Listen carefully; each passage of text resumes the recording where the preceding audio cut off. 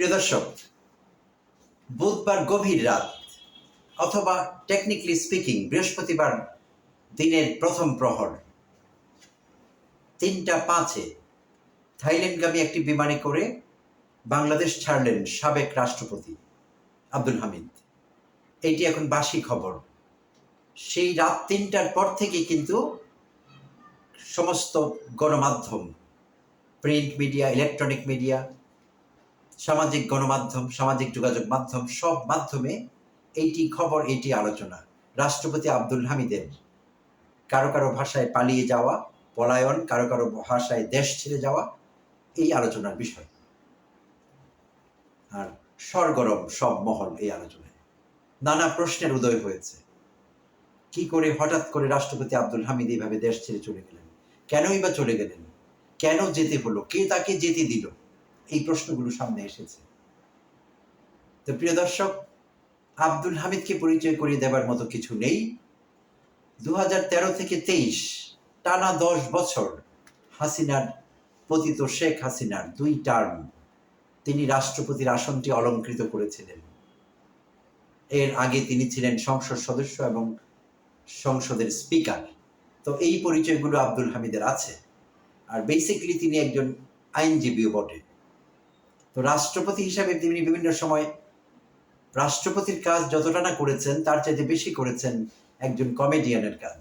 হাস্যরসাত্মক পরিস্থিতিতে, হাস্যরসাত্মক মোডে তাকে সবসময় পাওয়া গিয়েছে। ভাড়ামি যেটাকে বলে, তিনি এক ধরনের ভাড়ামিতে লিপ্ত হতেন সবসময়। বাংলাদেশের কিছু লোক সেটা পছন্দ করতেন, তারা তাকে অনেকে কমেডিয়ান মনে করতেন। রাষ্ট্রপতি কম মনে করতেন, কমেডিয়ান বেশি মনে করতেন। তো তিনি হাসাতে পেরেছেন অনেক মানুষকে অনেক সময়, এতে কোনো সন্দেহ নেই। আর এমনিতেও এই চলমান রাজনীতিতে, যেই রাজনীতি এখন দেশে চলমান আছে, এই রাজনীতিতে একজন রাষ্ট্রপতির ক্ষমতাই বা কতটুকু? তিনি চাইলেও কী বা করতে পারতেন? দেশের স্বার্থে, মানুষের স্বার্থে করবার তার তেমন কোনো কিছু ছিল সেটিও আমরা মনে করি না। যেই জন্যে কথা প্রচলিত আছে, এই চলমান রাজনীতিতে রাজনৈতিক দলগুলো একজন রাষ্ট্রপতিকে যেভাবে রাখতেন, তাতে বলা হতো যে রাষ্ট্রপতিরা শুধু কবর জিয়ারত করবেন আর ফিতা কাটবেন, এইটি তাদের কাজ, এর বাইরে তাদের আর কোনো কাজ নেই। আসলেই তারা তাই হয়ে উঠেছিলেন।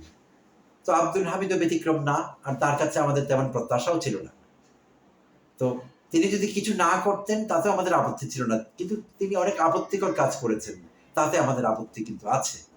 প্রথমত, তিনি স্বৈরাচারী সরকারের, স্বৈরাচারী শেখ হাসিনার দোসর ছিলেন দীর্ঘদিন। এইটিও একটি অপরাধ। স্বৈরাচারীর দোসর থাকা, অন্যায়কারীকে সমর্থন দেয়া, অন্যায়কারীর সঙ্গে থাকা, এটি অপরাধ। অন্যায় যে করে আর অন্যায় যে সহে, তব ঘৃণা যেন তারে তৃণ সমদহে, এই পাঠ পড়েই কিন্তু আমরা সবাই বড় হয়েছি। তো স্বৈরাচারের দোসর হিসেবে, স্বৈরাচারী হাসিনার সঙ্গী হিসেবে তার অনেক দোষ ছিল, এটি অপরাধ। এর বাইরে তিনি আর কি করেছেন? তিনি আরও কিছু জঘন্য কাজ করেছেন। কি সেটি? সাবেক সেনাবাহিনীর প্রধান জেনারেল আজিজের খুনি ভাইদের মাফ করে দিয়েছিলেন। রাষ্ট্রপতির প্রেসিডেন্সিয়াল পার্ডন আমরা যেটাকে বলি, রাষ্ট্রপতির সাংবিধানিকভাবে প্রদত্ত ক্ষমতা বলে রাষ্ট্রপতিরা কোনো অপরাধীর সাজা মওকুফ করা, কমিয়ে দেয়া, স্থগিত করা, এই কাজগুলো রাষ্ট্রপতিরা করতে পারেন। আর সেই সুযোগ আব্দুল হামিদ নিয়েছিলেন। প্রেসিডেন্সিয়াল পার্ডন তিনি ঘোষণা করেছিলেন সেই আব্দুল আজিজের ভাইদের, খুনি ভাইদের ক্ষমাও করেছিলেন, পালিয়ে যেতে সাহায্য করেছিলেন। তো এই জঘন্য কাজগুলো তিনি করেছিলেন। আর খুনের মামলার আসামিও হয়েছিলেন। হাসিনা সরকারের পতনের পর থেকে 5 আগস্ট পরবর্তী সময়ে অনেকের বিরুদ্ধে খুনের মামলা হয়েছে। এই রাষ্ট্রপতি আব্দুল হামিদের বিরুদ্ধে কিন্তু খুনের মামলা আছে। তো খুনের মামলার একজন আসামি, এবং যিনি কিনা দীর্ঘদিন বলতে গেলে পালিয়েই ছিলেন, তিনি হঠাৎ করে দেশ ছাড়ার সিদ্ধান্ত নিলেন, আর তাকে যেতেও দেয়া হলো। কিভাবে ঘটলো এই বিষয়টি? সেই প্রশ্ন এখন বড় করে দেখা দিয়েছে জনমনে। তো তাতে করে এই জুলাই আগস্ট আন্দোলনের ত্যাগ স্বীকার করেছিলেন যারা, শহীদ হয়েছিলেন যারা, আহত নিহত হয়েছিলেন যারা, তারা কিন্তু অনেক কষ্টে আছেন, এবং তাদের মধ্যে এই বিষয়টি আগুন জ্বালিয়ে দিয়েছে তাদের অনেকের অন্তরে, সেটি আমরা দেখতে পাচ্ছি। আর তারই ফলপ্রকাশ, তারই বহিঃপ্রকাশ আমরা দেখতে পাচ্ছি ইনকিলাব মঞ্চের মুখপত্র শরীফ উসমান হাদি আজ বৃহস্পতিবার নিজের ভেরিফাইড ফেসবুক থেকে তিনি একটি পোস্ট দিয়েছেন। সেই পোস্টে তিনি ছাত্র উপদেষ্টাদের, বৈষম্য বিরোধী ছাত্র আন্দোলনের নেতৃত্বের মধ্য থেকে যারা উঠে এসেছিলেন, আমরা জানি নাহিদ ইসলাম পদত্যাগ করেছেন, এখনো দুজন আছেন, আসিফ মাহমুদ সজীব ভুঁইয়া এবং মাহফুজ আলম, তাদেরকে উদ্দেশ্য করে শরীফ উসমান হাদি বলেছেন তার পোস্টে, ছাত্র উপদেষ্টা স্যারেরা, হামিদকে ছেড়ে দেওয়ার দায়ে আপনাদের 3 দিনের মধ্যে পদত্যাগ করতে হবে। এই দায় হাদি এই 2 ছাত্র উপদেষ্টাকে দিয়েছেন, কারণ এই 2 ছাত্র উপদেষ্টা অন্তর্বর্তীকালীন সরকারের উপদেষ্টা থাকা অবস্থায় এই ঘটনাটি ঘটেছে।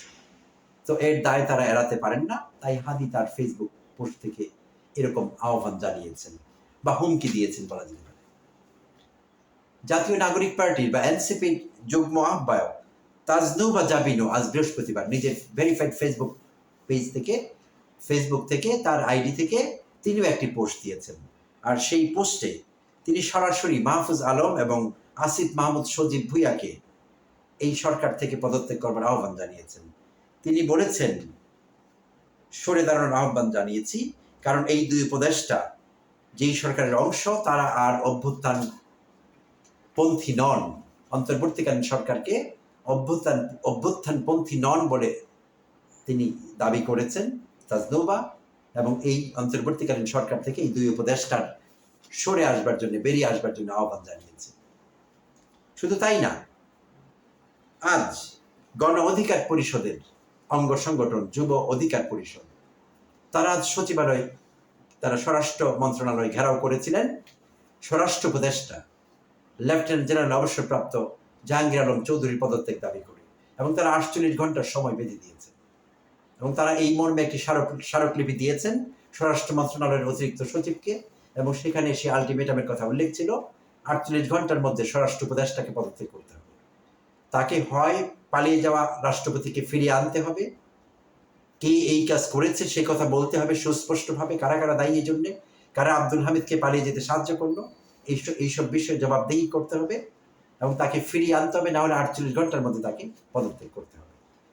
তো এইভাবে প্রতিক্রিয়া ব্যক্ত করেছে বিভিন্ন মহল, বৈষম্য বিরোধী ছাত্র আন্দোলনের নেতারা, জাতীয় নাগরিক পার্টির নেতৃবৃন্দ এবং আরো অনেকেই। আর সাধারণ মহলে এই আলোচনা তো আছেই, দিনব্যাপী আলোচনা হচ্ছে সর্বত্র।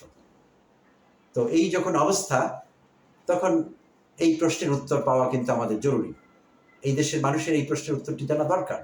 বিভিন্ন মাধ্যমে শোনা যাচ্ছে ইমিগ্রেশন থেকে রাষ্ট্রপতির দপ্তরে যোগাযোগ করা হয়েছিল, চুপপুর দপ্তরে যোগাযোগ করা হয়েছিল যে রাষ্ট্রপতি এরকম চলে যাচ্ছেন, সেখান থেকে গ্রিন সিগন্যাল দেওয়া হয়েছিল যে তাকে যেতে দেওয়া হোক। তো এই প্রশ্ন এখন সামনে এসেছে, রাষ্ট্রপতির দপ্তর থেকে কে গ্রিন সিগন্যাল দিলেন, কে সেই ব্যক্তিটি, কোন সে শক্তি, এবং কেন দিলেন, কিভাবে দিলেন, এইটি এখন আলোচনার বিষয়, এবং এই প্রশ্নের উত্তর পাওয়া আমাদের জরুরি। সো আমরা এই প্রশ্নের উত্তর পাবার আশায় আছি, আমরা আশা করছি আমরা এই প্রশ্নের উত্তর পাবো এবং শিগগিরই পাবো। ধন্যবাদ দর্শক, ভালো থাকবেন।